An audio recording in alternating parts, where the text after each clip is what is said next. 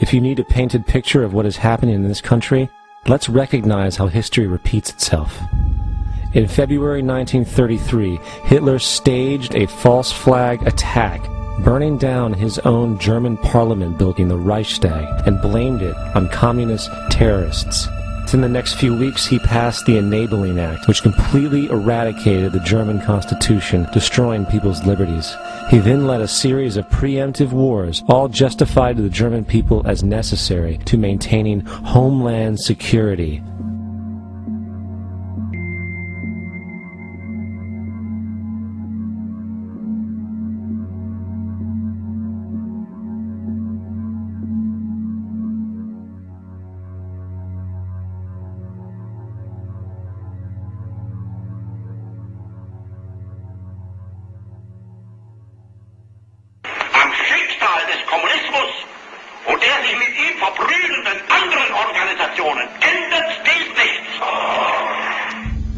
Our enemy is a radical network of terrorists and every government that supports them. It's time to wake up. The people in power go out of their way to make sure that you are perpetually misled and manipulated. The majority's perception of reality, especially in the political arena, is not their own. It is shrewdly imposed upon them without them even knowing it. For example, the public at large actually believes the invasion of Iraq is going badly, as sectarian violence doesn't seem to stop. What the public fails to see is that the destabilization of Iraq is exactly what the people behind the government want. This war is to be sustained so the region can be divided up, domination of the oil maintained, continual profits reaped for the defense contractors, and most importantly, permanent military bases established to be used as a launching pad against other oil-bearing, non-conforming countries such as Iran and Syria. For further implication that the civil war and destabilization is purely intentional, in 2005, 2 elite British SAS officers were arrested by Iraqi police after being caught driving around in their car shooting at civilians while dressed up as Arabs. After being arrested and taken to a jail in Basra, the British Army immediately requested the release of these men. When the Basra government refused, British tanks came in and physically broke out the men from the Basra prison.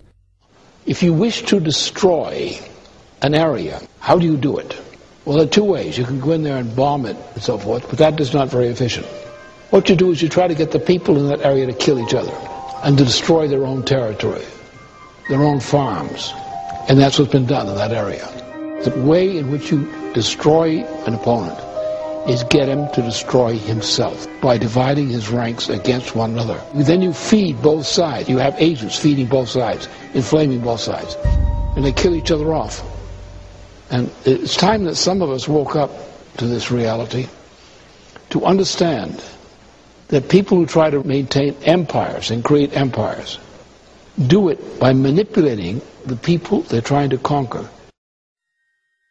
You might want to ask yourself why the entire culture is utterly saturated with mass media entertainment from all sides, while the educational system in America continues its stupefying downward slide since the U.S. government decided to take over and subsidize the public school system. What your government pays for, it gets.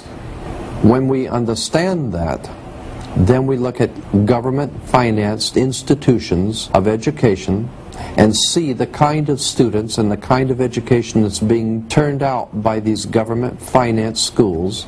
Logic will tell you that if what is being turned out in those schools was not in accord with what the state and the federal government wanted, then it would change it. The bottom line is that the government is getting what they have ordered. They do not want your children to be educated. They do not want you to think too much.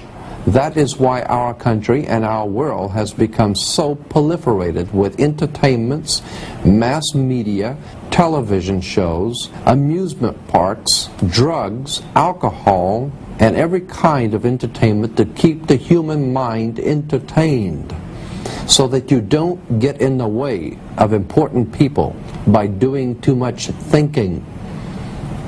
You had better wake up and understand that there are people who are guiding your life and you don't even know it.